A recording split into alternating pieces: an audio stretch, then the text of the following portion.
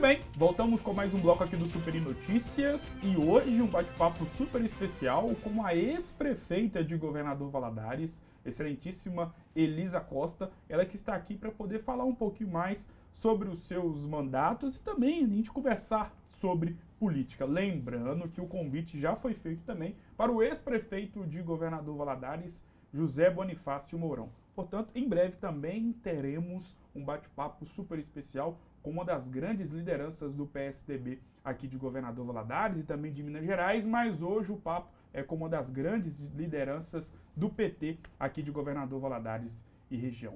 Prefeita Elisa Costa, muito boa tarde, seja muito bem-vinda e é um prazer ter a senhora aqui com a gente. Meus cumprimentos, Gustavo. Parabéns pelo seu programa. Obrigado. Né, bem aceito na comunidade. Eu tive várias informações sobre a sua atuação e meu respeito à sua história pelo pai querido, Opa, seu né, Luizão. que é o Luizão, que nós tivemos uma convivência de muitos anos, um excelente professor e uma pessoa maravilhosa. Como eu não ia virar um excelente professor, eu vim para o jornalismo, aí eu sou mais ou menos. Sou mais ou menos, ali no meio termo. Prefeito, obrigado por ter aceitado o convite. E muitas pessoas perguntam, tanto opositores e também simpatizantes da senhora, o que a prefeita Elisa Costa anda fazendo, estudando, ainda na área política, onde a gente acha e como a gente acha a Elisa Costa hoje em dia? No mesmo lugar de sempre, sim, Luiz. é. Eu moro no bairro São Pedro, nunca me mudei dali, tem mais de 30 anos. E Não tá humilhada, não. Pertinho. Chegou pertinho de onde eu moro ali, né? Mas todo o bairro São Pedro, ele ficou completamente inundado, como realmente essas cheias foram de assustar a nossa comunidade, né? Mas eu dediquei esses últimos 2 anos, voltei um pouco aos estudos, desde quando ainda fui deputada e prefeita, eu tinha vontade de concluir um mestrado na área de políticas públicas e voltei um pouco aos estudos, né? Então isso foi bom, agora estou na fase da pesquisa, mas continuo atuando na militância política, no Partido dos Trabalhadores, nos movimentos sociais, nos movimentos de mulheres, enfim. A luta política ela está presente no cotidiano e na minha vida e na minha história, claro, né? Com certeza. Mas me localizo no mesmo lugar e principalmente em Valadares, que é uma cidade que eu amo profundamente, né? Em relação, prefeito, até para a gente poder entrar no ambiente atual, é claro que graças a Deus a enchente já passou, é claro que ainda temos muitos resquícios da enchente por conta da lama, algo que a senhora enfrentou, né, lá com a lama da Samarco, né, porque foi no período onde a senhora era a prefeita de Governador Valadares e a senhora já enfrentou várias enchentes. Eu queria saber como uma prefeita de uma cidade grande, porque muitas pessoas colocam Valadares como uma cidade de interior, mas ela é uma cidade de interior, mas uma cidade grande e que possui vários problemas, várias situações a serem resolvidas. E a senhora enfrentou muitas cheias, muitas enchentes. Como uma prefeita, como um prefeito tem que se portar neste momento? Como é que é a delegação de funções num momento como esse? Primeiro eu quero declarar aqui, mais uma vez, né, a minha solidariedade ao sofrimento, né, de grande parcela da nossa população, né, que são muitos bairros próximos ao rio, ribeirinhos, né, que estão vivendo dias muito difíceis, né? Eu também sou de um bairro, como é o bairro São Pedro, um bairro também que inundou, mas desde a Baixa do Quiabo, no Santa Rita, até chegando próximo da Univale, nós tivemos realmente essas cheias que... Como eu diria que essa terceira cheia, grande cheia, mas ela tem características também pela terceira vez, porque logo depois do dia 5 de novembro, quando do crime da Samarco, logo em seguida nós tivemos também umas cheias do Rio Doce. Não chegou uma grande enchente, mas essa lama, que hoje também está na casa das famílias, de todas as pessoas, das residências, ela começou a entrar nas casas já de 2015 para 2016, né? E naquele momento a gente percebeu a diferença que era para poder tratar o tema da lama nas casas, nas residências e nas ruas, né? E nos bairros atingidos, né? Então é uma lama que gruda dentro das casas, ela parece com aquele brilho do minério, né? Também nas ruas, traz uma dificuldade enorme para cuidar. E depois a segunda em 2020, né? Que foi bem maior do que essa de 2016, e a grande agora, a terceira, com essa que chegou a 4,35 e que tem um diferencial, porque com a lama da Samarco, aquela lama que veio em em 5 de novembro de 2015, 6 de novembro, que chegou aqui em Governador Valadares. Ela, alguma parte dela ainda está presente nas margens do Rio Doce, ao longo, inclusive, dos rios que chegaram até, que sempre desaguaram no Rio Doce, desde Ponte Nova, né? Mas também uma parte assoreou o fundo do rio, ou seja, o rio está com seu nível mais, né, um nível menor, e aquela lama ela entrou ali, ela sedimentou ali no fundo, né, seja no meio das pedras, dos buracos, né? Então, o que se percebe hoje até que tecnicamente essa régua, ou que historicamente valeu para a gente estar podendo, né, monitorar, né, a régua do SAI monitorar, hoje até questionava se ela tem uma validade como tinha no passado. Hoje a CEPRM, que acompanha todas as cheias, também tem dados que apresentam mais atualizados esse tema de verificar o nível de cheias do rio e os problemas que acarreta a qualidade da água, né, e também as doenças provocadas também por esse minério, por essa lama, né? Então, eu percebi agora a velocidade com que a água entrou, né? A violência com que ela veio, parecia que o rio estava deslocado dos lugares, vieram para as ruas, né? E como as pessoas estão sofrendo agora. Então, a primeira fase realmente das chuvas, agora a segunda fase depois, né, da descida, que começa agora a retirada da lama, muita poeira, então também o cuidado com a saúde, lavar as casas. Então, assim, muitas pessoas perderam realmente muito dessa vez, né? Mais ainda do que sempre perderam, né? Em todos os bairros onde chegou a atingir. Então, assim, é preciso, neste caso, até porque a gente está vivendo também, vamos dizer assim, né, fenômenos naturais muito mais graves, muito mais extremos ao longo dos anos, uma agressão que foi feita à natureza e que ela também está devolvendo de uma forma mais violenta, mais, né, você pode ver realmente os fatos ambientais hoje, mundiais, como são graves, como são de extremos, né? Então, assim, o poder público e a sociedade precisa realmente cada vez mais estar mais solidária e se preparar mais, muito mais. Então, quando a gente fala de gestão pública, você tem sempre que organizar um comitê de crise, você tem que envolver setores da sociedade, os órgãos do Estado, o governo federal e órgãos municipais, né, para ajudar a pensar uma estratégia, né, seja de acompanhamento das famílias que estão nos abrigos, seja as famílias que tiveram que se deslocar, né, para outras casas, outros bairros, na casa de amigos e parentes, né? Seja também na alimentação, né? Na doação, né? Não tem jeito, você não dorme, você não tem sossego, mas você tem que colocar toda a equipe de governo, toda a gestão pública de saúde, de educação, de assistência social, SAI, CEMOB, todo mundo tem que estar envolvido para poder resolver o problema. Não tem recesso. É 24 horas esse cuidado. E agora está no cuidado mesmo de limpar as casas, limpar as ruas. E agora eu percebi, Luiz, para terminar esse fato, que nesse momento agora, eu acho que a pandemia nos ensinou a solidariedade humana nesse tempo difícil, né?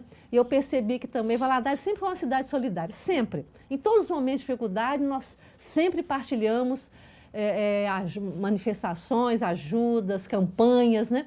E agora eu percebi também que essa solidariedade ela aumentou. Mais campanhas, mais ajudas, mais cuidado com as pessoas, ou seja, nós estamos trazendo de volta a nossa humanidade, né? O nosso cuidado, a nossa empatia com o ser humano. Isso é muito importante, né? Prefeita, talvez o grande fato que ocorreu, mesmo no período em que a senhora já não estava mais como prefeita da cidade, foi a decisão do TCU apontando toda a isenção e nenhuma interferência, nenhuma atuação da senhora ou participação dentro da Operação Mar de Lama. Queria que a senhora falasse sobre isso, até porque aconteceu justamente no seu último ano de mandato, em 2016, né, que foi desencadeada toda a Operação Mar de Lama. Imagino que a senhora sofreu vários ataques, várias suposições maldosas. Eu queria que a senhora falasse, acho que a senhora nunca falou sobre isso abertamente ao público, falasse um pouco mais sobre como a senhora recebeu essa decisão. Você lembrou bem, Luiz Gustavo, porque o segundo mandato ele teve realmente vários atropelos. O primeiro foram essas chuvas de 2013, sim, que foram chuvas que, diferente das cheias do Rio Doce, que a gente já tinha um histórico, uma convivência, e que a gestão pública ela estava mais pronta para ir, né, com, vamos dizer assim, com as suas equipes já acompanhando, né, o dia a dia, mas essa chuva de 2013, considerada pela maioria das pessoas mais antigas, moradores da cidade, nunca tinha ocorrido também. Foi uma chuva de quase 2 horas ou 3 horas numa noite de dezembro de 2013, de 180 milímetros, que de fato todas as lagoas, os canais, os pequenos rios que cortam o Governador Valadares, todos inundaram, em lugares que nunca tinha entrado, né? Canal que placa caiu, desmoronamento de pedra, né? Ou seja, ruas que foram embora, pontes que foram levadas, principalmente nos distritos, né? Então, assim, acessos que foram interrompidos, né? Ou seja, foi realmente uma tragédia para a cidade, destruiu o Governador Valadares.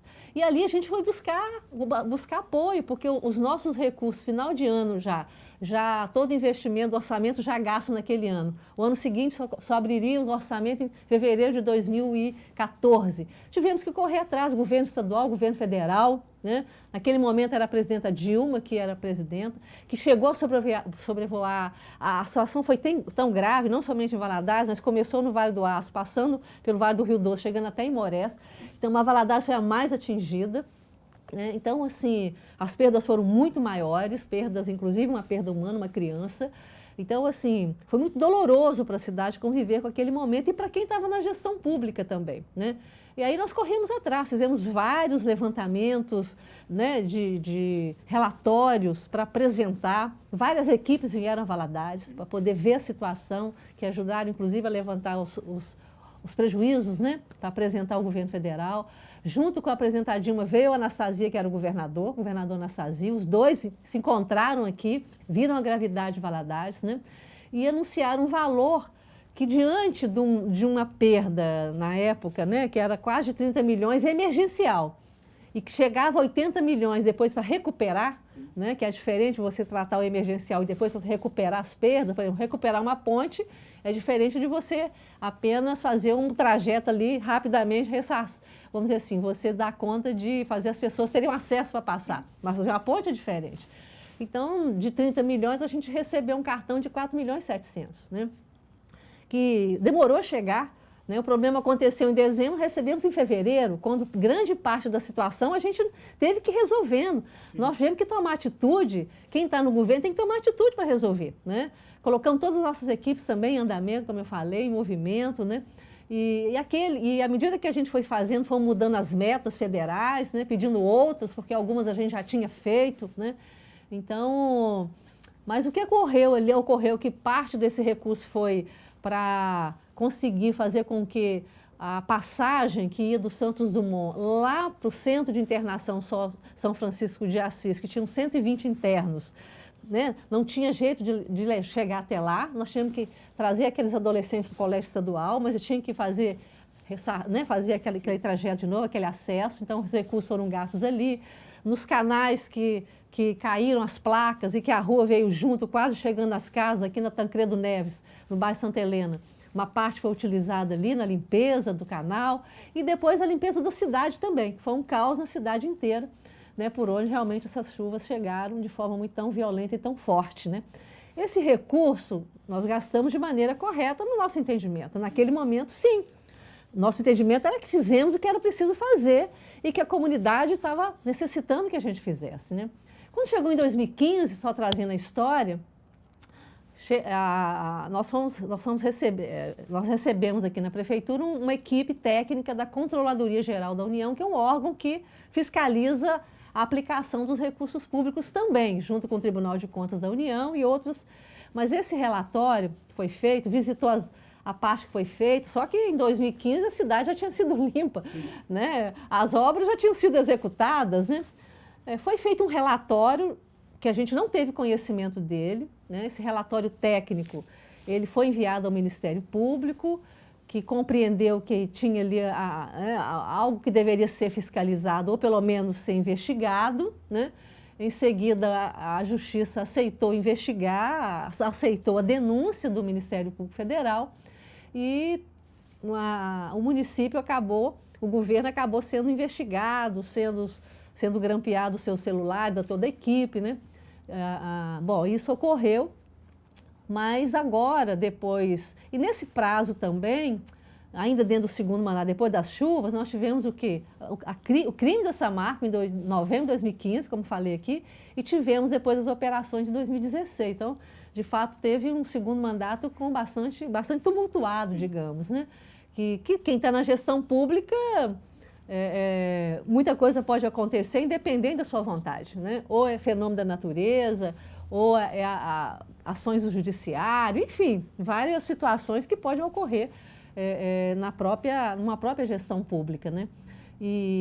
Mas aí tiveram as operações, né?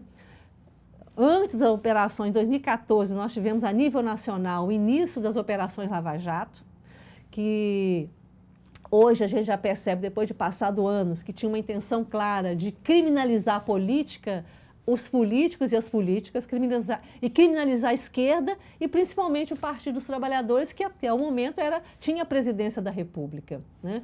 Então isso ficou muito evidente nos últimos anos para cá, né?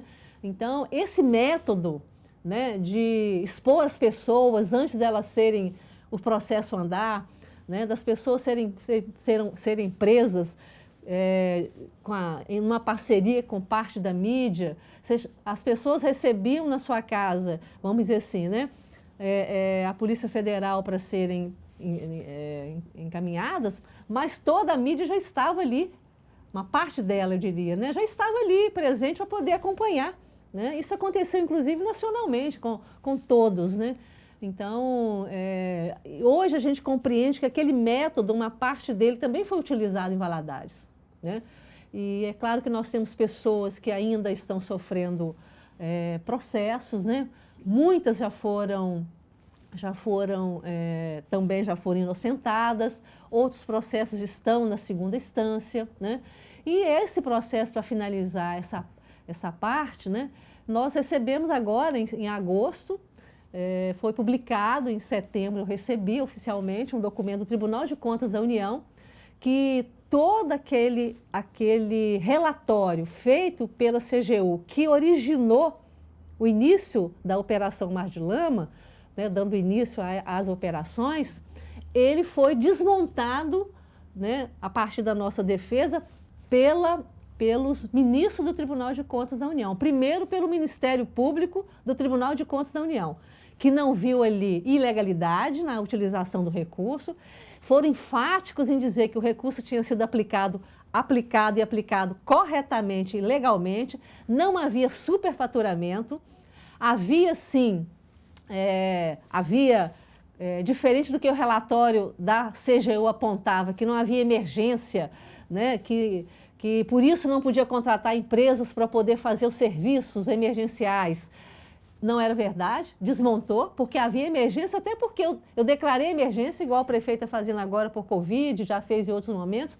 Então, assim, a emergência e a calamidade, ela foi aprovada no município, no estado e no governo federal. Como que vem um relatório dizendo que não havia emergência no município? Né? Exatamente, foi um absurdo aquilo, né? Completamente. Então, agora o Tribunal de Contas da União, e depois veio o relator e depois o colegiado, né, do Tribunal de Contas da União, né, um acórdão que foi publicado de que nós fizemos corretamente, não houve desvio nem superfaturamento e nenhuma ilegalidade daquele processo, né, e absolveu inclusive o governo, né, a mim, né, estava em meu nome porque é uma tomada de conta especial, um processo que andou 5 anos, e que toda vez que você pega um processo a investigar, e o Tribunal de Contas investiga também, se há alguma irregularidade ou questionamento de irregularidade, eles formam uma comissão especial técnica que avalia muito profundamente o processo, né, analisa todas as questões e percebeu que não havia nenhuma ilegalidade, né? Então isso trouxe um alívio para mim, para a minha equipe, na história. Eu fico feliz de poder contar Valadares, né, porque outras agora pessoas também, o próprio diretor do SAI, que ficou preso 3 anos, o engenheiro Omir, entre os processos dele, mas esse que foi do SAI foi absolvido aqui na primeira instância, né? Outros também na área da educação, enfim, nós estamos percebendo na área da administração pública, de maneira geral, já tem muita gente que já teve a sua absolvição, né? Sejam do Partido dos Trabalhadores, como também de outros partidos aliados que estavam conosco no governo, né?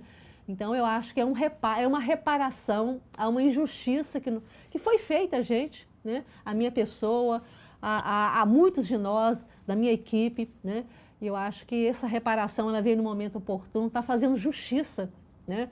Porque, de fato, nenhuma dessas pessoas que andou conosco, trabalhou conosco, enriqueceu, né? Muito menos eu, que não tenho para... O que eu tenho hoje é um carro e um apartamento, que é do bairro São Pedro, um carro de 2009. Nada além disso, né? Do mesmo jeito que eu entrei, eu saí, né? Eu só vivo com a minha modesta aposentadoria, né? Então, assim, eu queria registrar que, de fato, eu acho que é um reparar da história de uma injustiça que foi cometida com muita gente, né? E eu falo nacionalmente também com a própria Dilma, que sofreu impeachment injustamente diante desse quadro das operações nacionais, né? Então, eu acho que agora começa de novo vamos dizer assim, o povo brasileiro a compreender toda essa armação que foi feita, né? O povo começa a compreender a injustiça que foi feita com a Dilma e com Lula, que depois, logo em seguida, foi preso, né? E que precisa reconstruir esse Brasil, né? Ser nação. Então, e aqui em Valadares também, eu acho que a população está começando a compreender que os mandatos que nós fizemos foram sérios, foram dignos, muitos investimentos em Valadares, Luiz Gustavo. Eu acho que no tempo da história nossa de Valadares, em 2 mandatos, nunca Valadares recebeu tantos investimentos públicos na educação, na moradia, na infraestrutura de bairros, no saneamento, né? Então, foram muitos investimentos, em emendas parlamentares, né? Investimentos do PAC, né? Do Minha Casa Minha Vida, né? Foi no nosso governo, com as parcerias, né? Como do deputado Leonardo Monteiro e outros deputados, que trouxemos o campus, a Universidade Federal para Valadares, né? O Instituto Federal, trouxemos a Universidade Aberta do Brasil, entregamos, né? Quase 4.000 casas e ainda deixamos outras em obras para serem entregues, né? Quantos bairros foram feitos, infraestrutura, seja de água, de esgoto, de pavimentação, de drenagem, quantos lugares, drenagem, que Valadares é crítica, nós fizemos em vários lugares da cidade, né? Áreas de lazer, cultura, esporte, praças, né? Ou seja, então, assim, um legado muito importante para a cidade e muitos investimentos, e que ainda ficaram, né, milhões de investimentos para o governo atual também trabalhar nessa gestão, na anterior e também nesta, né? Então, quero registrar que eu acho que não pode ficar na marca da história, uma marca que tivemos já da Escola de Tempo Integral, da Universidade Pública, de Minha Casa Minha Vida e de tantas instituições, por aquelas operações de final do mandato, né? Que trouxeram um prejuízo à cidade, um prejuízo à confiança das pessoas na política, trouxeram um prejuízo aos investimentos públicos e à política de maneira geral. Nós vamos finalizar a primeira parte do bate-papo super especial com a ex-prefeita de Governador Valadares, Elisa Costa, e amanhã você terá a segunda parte desse bate-papo com a ex-prefeita de Governador Valadares, Elisa Costa. O Super Notícias desta quarta-feira vai ficando por aqui. Um grande abraço e eu volto em uma próxima oportunidade. Até mais!